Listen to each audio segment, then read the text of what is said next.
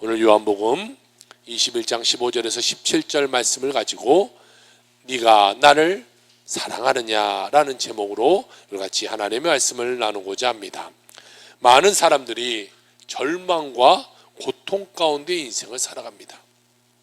대부분의 절망과 고통은 어디서 오냐? 과거로부터 오는 거예요.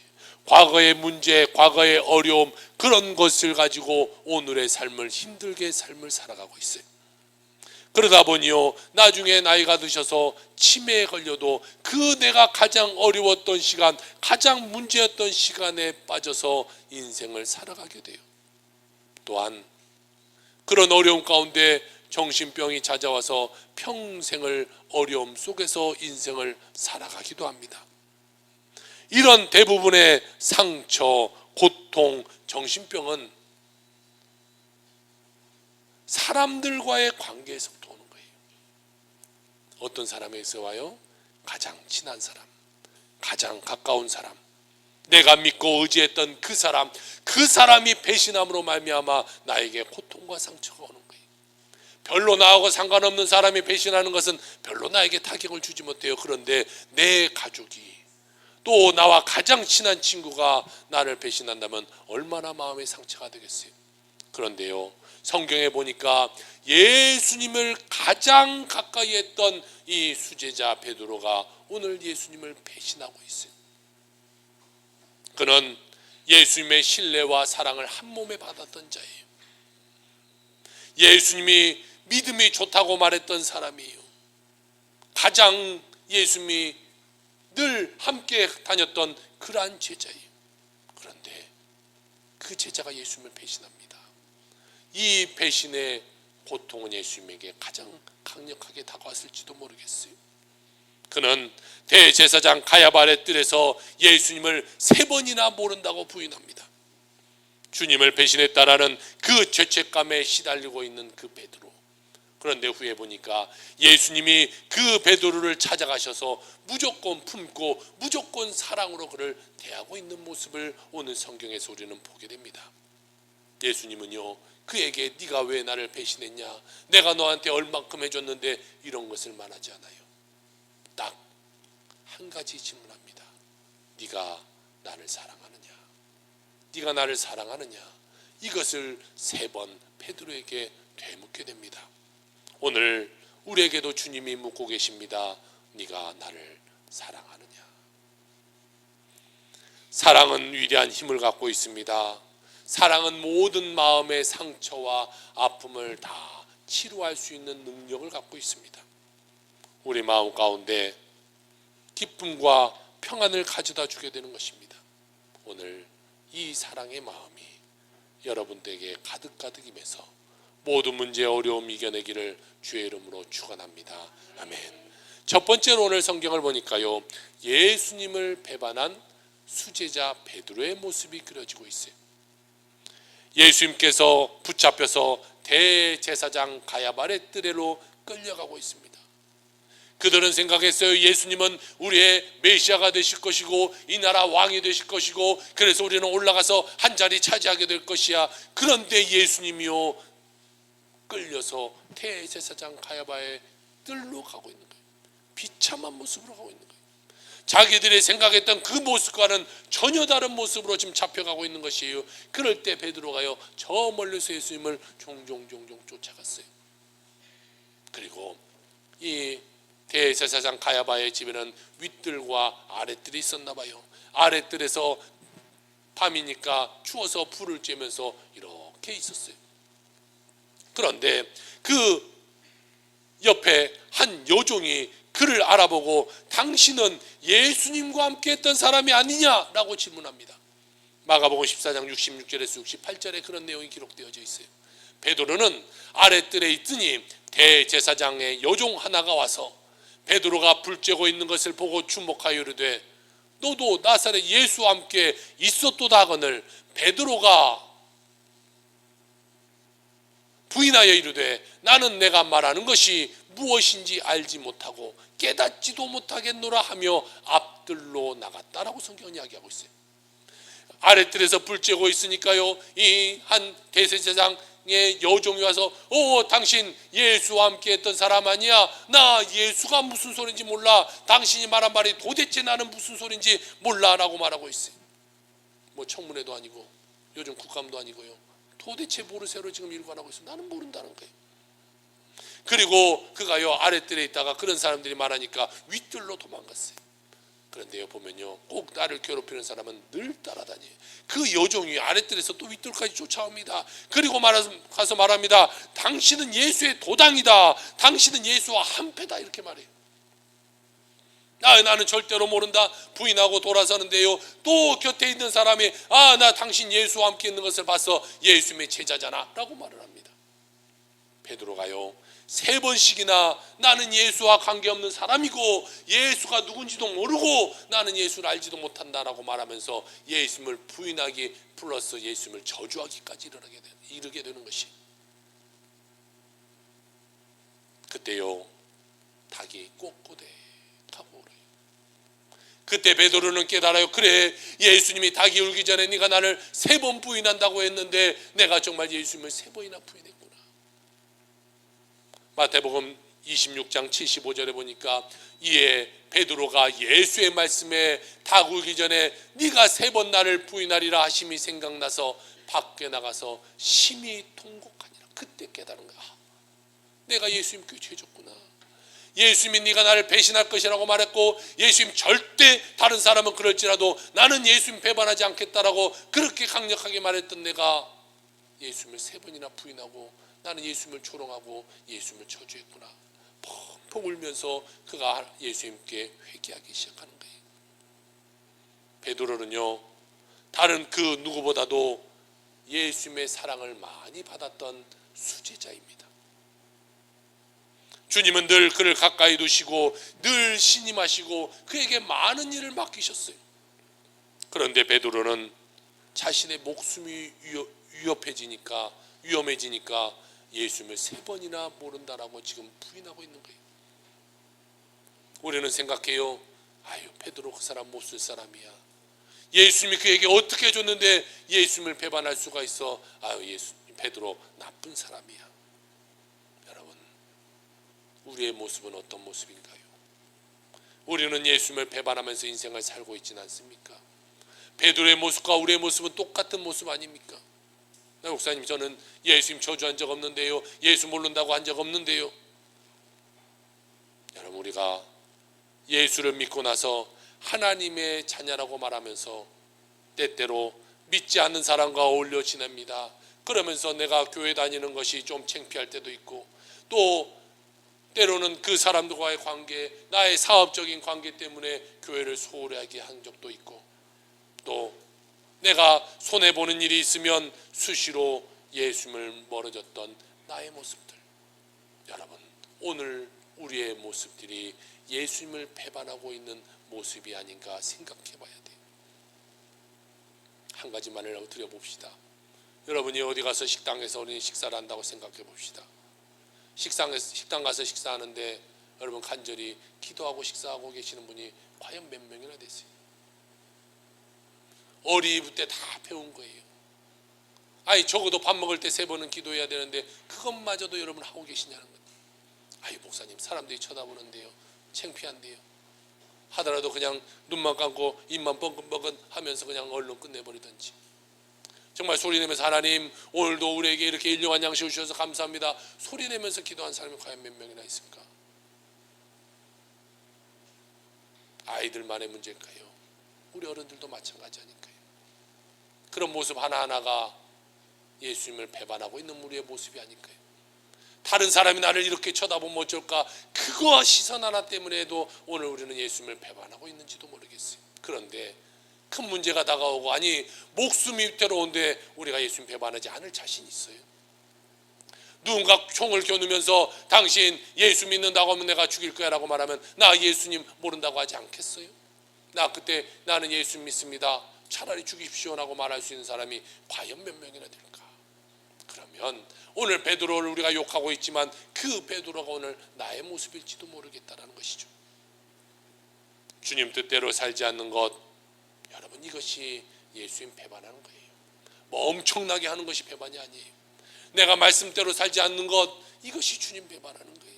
내가 날마다 말씀을 읽지 않는 것, 이것이 주님을 배반하는 것이.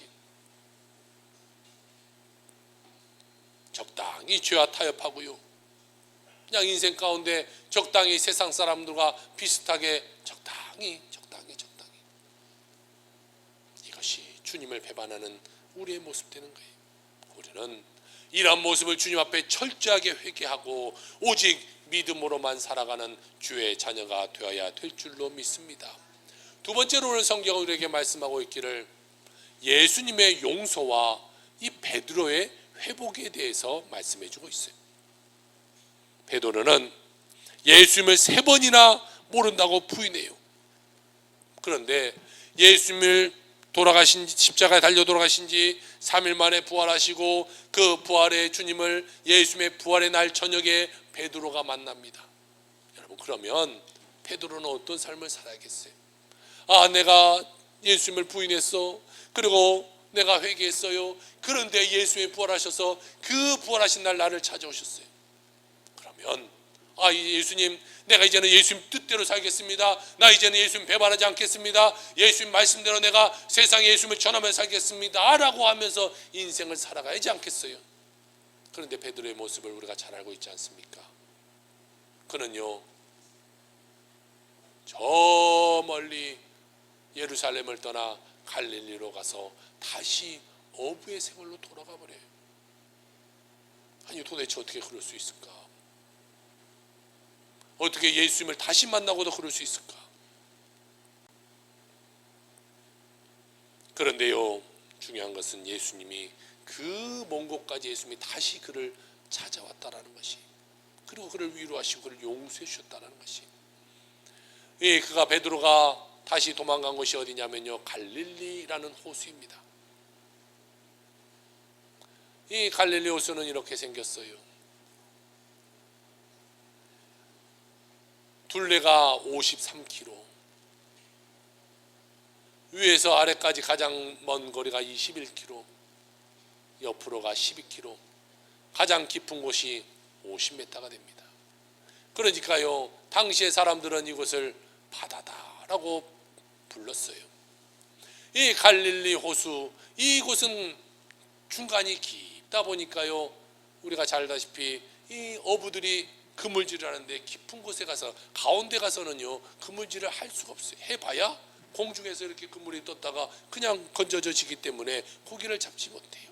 그래서 그들은요 이 수심이 깊지 않은 곳, 이곳에 와서 그물질을 합니다. 그물을 던져봐야 약 6m에서 8m 정도 되겠죠. 그러니까 수심이 한 6m에서 8m 이내의 곳에서 그들은 이 그물질을 하게 돼요. 그런데 그들이 보니까요, 밤새도록 그물질을, 예수님 만날 때도 그렇고 또 다시 예수님이 찾아왔을 때도 그렇고, 그들은요 낮에 낚시를 하잖아요. 그물질을 하지 않아요. 밤에 합니다. 왜 그래요?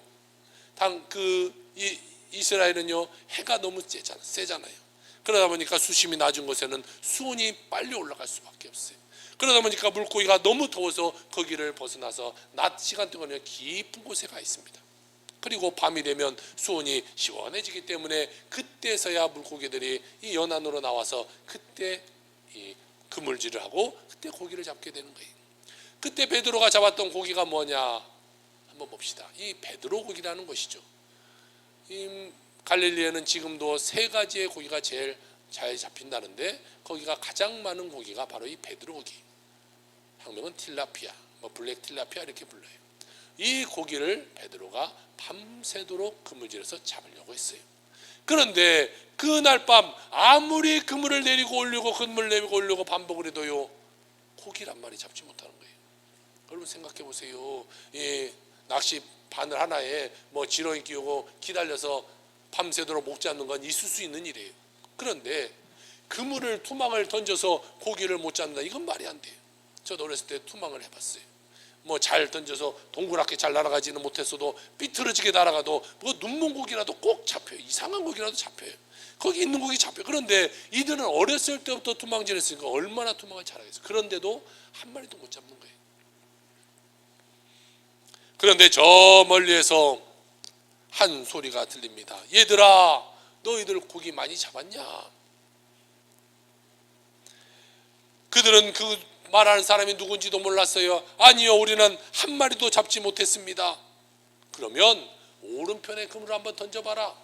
여러분, 그들은요 지금 밤새도록 그물을 던졌어요. 그런데 한 마리도 잡지 못했어요. 그러면 뭔가 이 문제가 있는 거예요. 물에 문제가 있는 거예요. 고기들이 밖으로 나오지 않는 뭔가 우리가 알지 못하는 그런 문제가 있는 거예요. 그런데 지금 저기 알지 못한 사람이 오른쪽에 그물을 한번 던져보라는 거예요. 그래서 그들은요 그냥 뭐 반신반의 그냥 던지라고 하니까 그냥 거기다 던졌어요. 그랬더니 고기가요 그물이 찢어질 정도로 많이 잡혀서 그물을 끌어올리지 못하게 된 거예요. 그때 베드로와 다른 제자들은 생각났어요. 아, 이분은 누구다? 예수님이구나. 그들이 예수님을 처음 만났던 그 모습이 생각났어요. 아, 예수님이구나. 그때 한 제자가 말합니다. 아, 예수님이네. 그때 베드로가 벗어났던 이 겉옷을 덧입혀 입고요 막 물속에 뛰어들어가서 예수님께로 나아갑니다. 제자들도 다 나아갑니다. 그래서 봤더니 예수님이요 먼저 오셔서 모닥불 다 피워놓고 떡 굽고 물고기 구워놓고 제자들을 부른 것이, 예수님은요 그들이 밤새도록 그물질하고 한 마리도 잡지 못할 것을 아셨고 오른쪽에 그물을 던지라고 말하고 순종했을 때 그들이 많이 잡을 것을 알았고, 그리고 그들을 다시 만나 아침에 식사할 것을 알고 미리 오셔서 다 준비해 놓고 계신다는 거예요. 여러분, 우리가 하나님께 순종하기만 하면 하나님의 은혜를 얻게 되는 거예요. 하나님 모든 것을 다 미리 준비해 놓고 계시는 거예요. 다 준비해 놓고 야 이렇게 해라, 그렇게 우리가 따르기만 하면요 그 은혜를 우리가 받게 되는 거예요. 제자들이 다 나가서 보니까 예수님이 자기들에게 지금 아침 조반을 만들어 놓고 계신 거예요. 제자들의 마음은 어땠을까요? 예수님을 배신하고 예수님을 떠나서 다시 원래의 삶으로 돌아왔던 그들을, 먼 곳에서 예수님이 다시 그들을 찾아오시고 그들에게 아침을 준비해 놓고 그들에게 와라 먹어라 라고 말씀할 때 그들은 그것을 먹으면서 눈물로 같이 밥을 먹게 되었을 것이, 펑펑 울면서 그들은 아침을 같이 먹었습니다. 요한복음 21장 12절 13절입니다. 예수께서 이르시되 와서 조반을 먹으라 하시니 제자들이 주님이 신 줄 아는 고로 당신이 누구냐 감히 묻는 자가 없더라. 예수께서 가셔서 떡을 가져다가 그들에게 주시고 생선도 그와 같이 하시니라. 할렐루야. 예수님은 실로 사랑의 주님이에요. 우리가 얼마나 잘못하고 언제나 얼마나 문제가 있고 얼마나 하나님을 배신하고 나갔다고 할지라도 주님은 우리를 찾아오셔서 우리를 위로하시고 또 우리에게 은혜를 베풀어 주시게 되는 것이죠. 예수님은 그들에게 찾아오셔서 한마디도 꾸짖지 않았어요. 우리 같으면 어쩌을까요? 만약 누군가 나를 배신하고 갔어요. 그를 만났어요. 좋은 말이 나갈까요? 아니 당신 어떻게 그럴 수가 있어? 내가 당신한테 해준 것이 어떤 건데, 내가 당신에게 내가 얼마나 사랑을 베풀었는데 당신이 나를 뒤통수 치고 도망갈 수 있어? 우리 한마디 하지 않을까요? 그걸 가만두지 않고 경찰에 신고하고 막 우리 하지 않을까요? 그런데 예수님은요 그 배신자들을 찾아가서 아무런 말씀하지 않아요. 너희들 뭐가 잘못했지 이것을 물어보지 않아요. 그리고 준비해 놓은 것을 먹어라 말씀하시고 계세요. 베드로와 동료 제자들은요 눈물로 아침 식사를 대해요. 여러분, 주님은 우리의 연약함을 아세요. 우리의 가장 힘들고 절망적인 때를 아세요. 그리고 예수는 미리 아시고 미리 그곳에 와 계시게 되는 것이, 여러분이 절망당하고 어려움 당할 거 주님이 아세요. 그리고 미래의 그 시간 가운데 주님은 먼저 가 계시고 그곳에 은혜를 준비해 놓고 여러분이 오기를 기다리고 계시는 것이죠. 우리의 허물을 주님은 알고 계세요. 그럼에도 불구하고 우리를 용서하시고 우리를 사랑하시는 분이 주님이 되신다라는 것이죠. 모닥불 앞에서 예수님을 3번이나 모른다고 부인했던 베드로가 다시금 예수님이 아침 조반을 만들어 놓은 그 모닥불 앞에서 예수님이 차려준 식사를 대하면서 마음 가운데 누르고 있던 이 배반의 죄책감, 상처가 치료되기 시작한 거예요. 주님 앞에 나와 우리의 죄와 허물을 고백하면 우리의 죄를 사하여 주시고 상처 치료하여 주시게 되는 것입니다.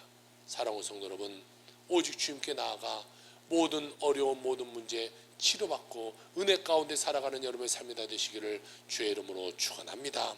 지금도 주님은 우리를 부르시고 계시는 것이, 얘들아 와라, 마음에 힘들지, 어려움 있지, 문제 있지, 와서 나와 같이 아침 먹자. 이사야 1장 18절에 보니까요, 여호와께서 말씀하시되 오라, 우리가 서로 변론하자.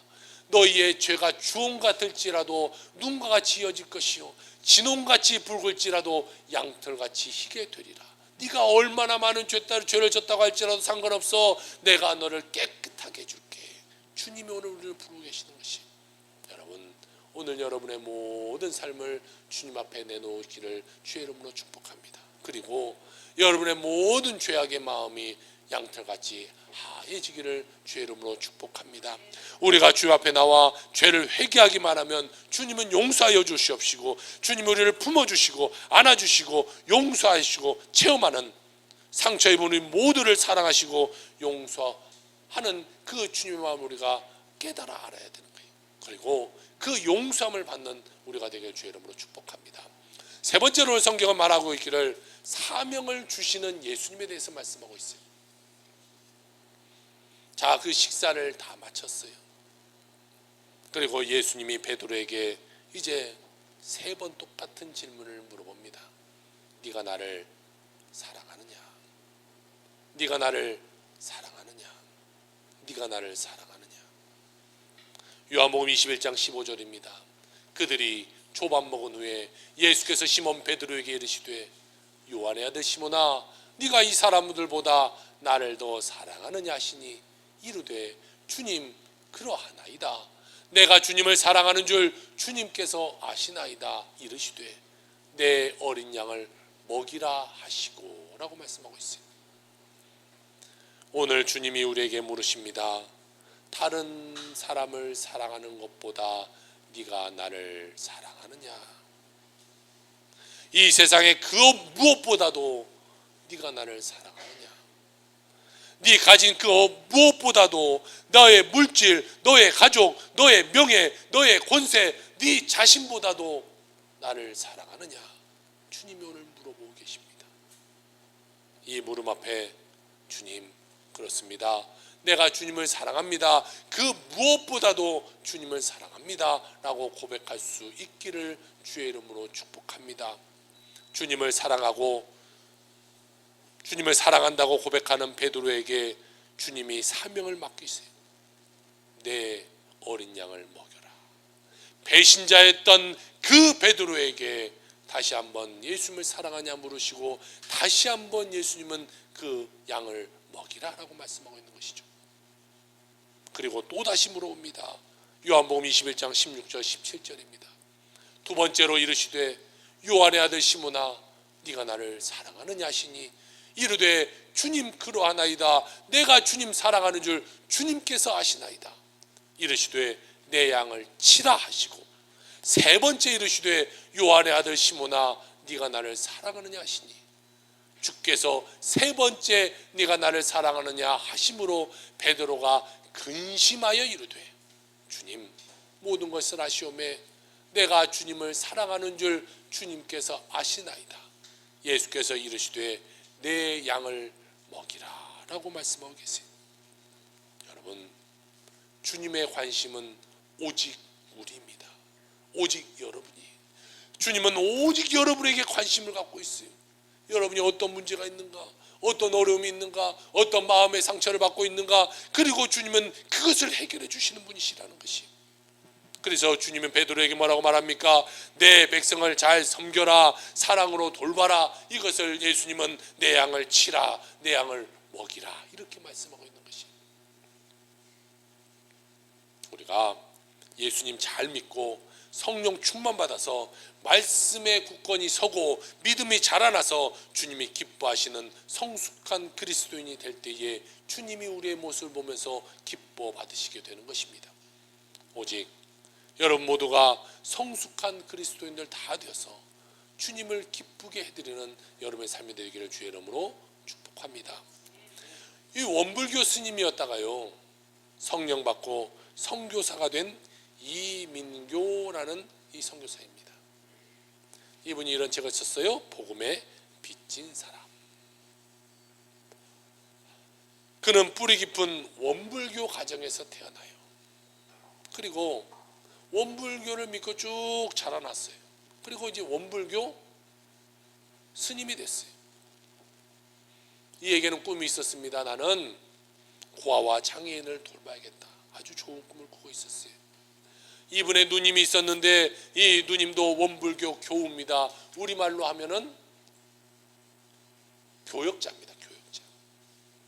그런데 누님의 권면을 받아서 야, 네가 그런 꿈을 갖고 있으니까 소록도에 가서 이 문둥병 환자, 한센병 환자를 네가 좀 돌보면서 그들에게 이 원불교를 포교했으면 좋겠다. 그래, 거기 가서 한센병 환자들에게 열심히 가서 그들의 이 원불교를 포교합니다. 당신들의 전생에 죄가 많아서 지금 이렇게 낫지 못하는 병에 걸려서 사는 겁니다. 그러니까 지금이라도 이 부처님께 잘 공을 들여서 다음 생에는 건강하게 태어날 수 있도록 부처님을 믿으세요. 막 가르쳤어요. 그러면서 어느 날 법당에 들어가서 늘 그가 하듯이 연부를 외우고 있었어요. 나미아비탑을 나미아비탑을 나미아비탑을 막 나미아비탑을 연부를 외우다가 갑자기 뭐 입에서 며칠 후 요단강 떠나가 만나리 뭐 이걸 아니 나미아비탑을 나미아비탑 며칠 후 요단강 건너가 만나리 이게 나오는 거예요.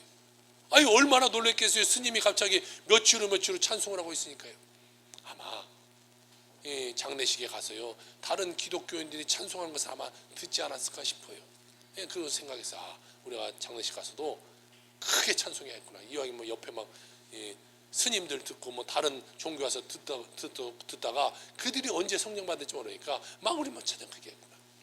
막 그래서요 그가 막 입을 틀어 막 찬송이 계속 나오는 거예요. 그러다가 그가 막 방언이 터지고요 막 떼굴떼굴 굴면서 막 그가 회개하면서 기도하기 시작한 거예요. 막 둥글면서 회개하며 기도하는데 그 후에 그가 원불교 스님으로서 나는 이건 모든 걸 다 내려놓는다. 나는 이제 예수를 믿어야겠구나. 믿고요 주님의 종이 되었어요. 그거 그가 경험했던 그날의 이야기를 이렇게 책에서 기록하고 있어요. 거의 1시간이 넘도록 목탁을 내려놓고 법당을 뒹굴었다. 정신을 차려보니 얼굴이 콧물과 침으로 범벅이 되어 엉망이 되었다. 이 일은 온전히 내가 한 것이 아니요 성령님이 나를 찾아와 주신 사건이었다. 어떤 말이나 이론으로도 설명할 수 없는 체험이었다 라고 그가 고백해요. 여러분 어떻게 이런 일이 있을 수가 있겠어요. 스님이 예수 믿는 거예요. 그러니까 우리가요 어떤 사람을 기도하면서 전도하기로 마음먹었으면요 이 사람은 이래서 안 되고 저 사람은 이래서 안 되고 아니에요. 스님도 변해서 주의 종이 되는 것이고요 무당도 변해서 하나님의 일꾼이 되게 되는 거예요. 그러니까 누구든지 우리가 두고 그 사람이 예수 믿기를 기도하면요 그 사람이 변하게 되게 되는 것이죠.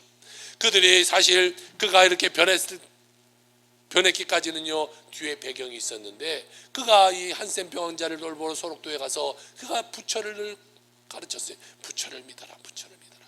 그러면 그들이 와서 그 스님을 불쌍히면서 스님 예수를 믿으세요 예수를 믿으세요.